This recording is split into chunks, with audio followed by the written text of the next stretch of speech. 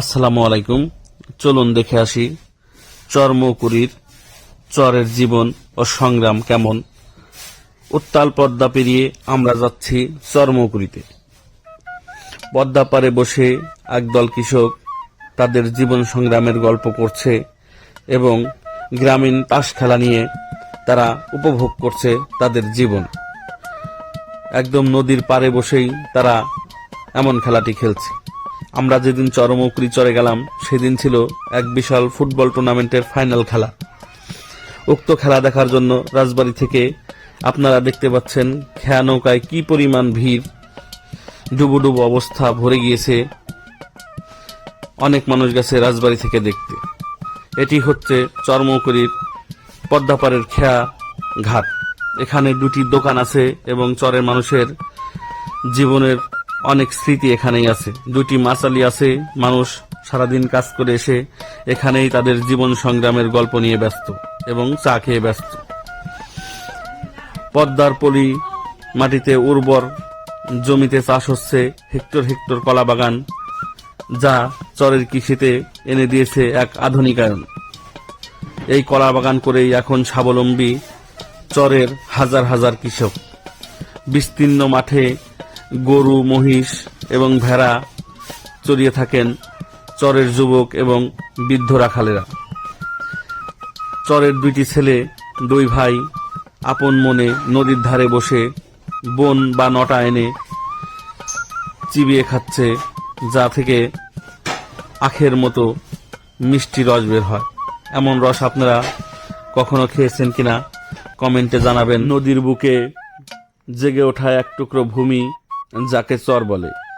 দূর থেকে দেখলে মনে হয় সবুজের এক বিশাল চাদর বিছানো। এ যেন প্রকৃতির নিজ হাতে আঁকা এক জীবন্ত ক্যানভাস। আমাদের দেশের মহান নদী পদ্মা নদী, যমুনা নদী আর মেঘনা নদীর বুকে জেগে ওঠে এসব চর আজ হাজারো মানুষের জীবন ও জীবিকার অবলম্বন।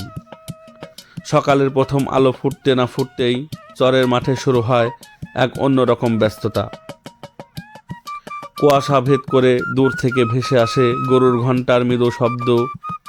বিশাল সবুজ ঘাসের চরে ধীরে ধীরে এগিয়ে যায় গরুর পাল।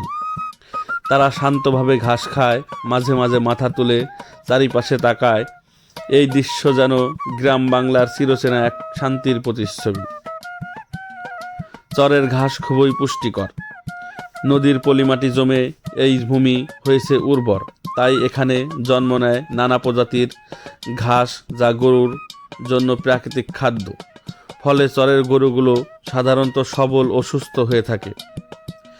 এই উর্বর পলিমাটিতেই এখন চাষ হচ্ছে হেক্টর হেক্টর জমিতে কলার চাষ করে চরের মানুষ এখন অনেক অংশেই স্বাবলম্বী। অনেক পরিবারই গরু পালনের মাধ্যমে স্বাবলম্বী হয়েছে। দুধ, গোবর এমনকি গরু বিক্রির মাধ্যমে তাদের সংসার চলে। শুধু গরুর পাল নয়, মহিষ এবং মহিষের পাল, ভেড়ার পাল, ছাগলের পালও দেখা যায় এই বিস্তীর্ণ চরে। চরের অনেক বড় শক্তি হলো কৃষি।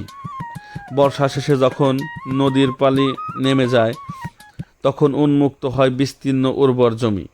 কৃষকেরা নতুন আশায় বীজ বপন করে থাকেন। সরিষা চাষ এবং কাউন, তিল, বাদাম, মিষ্টি কুমড়া, শাকসবজি, বিভিন্ন মৌসুমি ফল ফলান। কারণ কিছুদিনের মধ্যেই আবার পানি চলে আসে, তাই মৌসুম ভিত্তিক যেসব সবজি হয় চরে সেইগুলোই আবাদ হয়। টমেটো এবং মরিচ অনবদ্য চাষাবাদ হচ্ছে। চরের কৃষি একদিকে যেমন আশীর্বাদ, অন্যদিকে তেমনই চ্যালেঞ্জও কম নয়। নদী ভাঙ্গন, বন্যা আর অনিশ্চয়তা এখানে নিত্যদিনের সঙ্গী। এক মৌসুমে যে জমির ফসল হাসিতে ভরে ওঠে, পরের মৌসুমে সেটি হয়তো নদী ভাঙনে নদীগর্ভে বিলীন হয়ে যায়। তবুও চরবাসী মনোবল ভাঙে না। তারা আবারও নতুন করে ঘর বাঁধে, আবারও জমিতে বীজ ছিটায়।